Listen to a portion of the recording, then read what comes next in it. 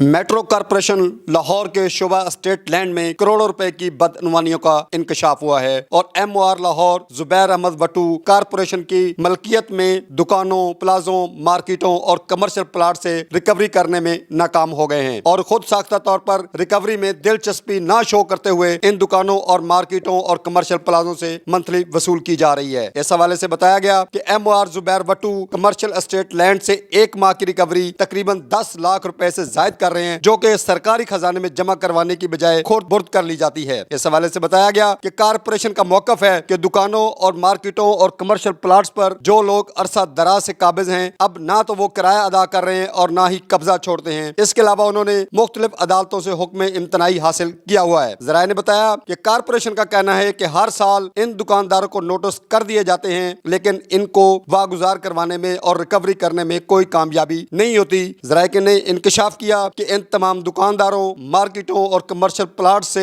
Regulation branch کے اہلکار monthly اکٹھی کر کے براہ راست ایم او آر زبیر احمد وٹو لاہور کے جیب میں جاتی ہے اور اس طرح اور کارپوریشن کو ہر ماہ ہر سال تقریباً کروڑوں روپے کا خسارے کا سامنا کرنا پڑتا ہے۔ کیمرہ مین خرم کے ساتھ غضنفر امان، لاہور 24 نیوز، لاہور۔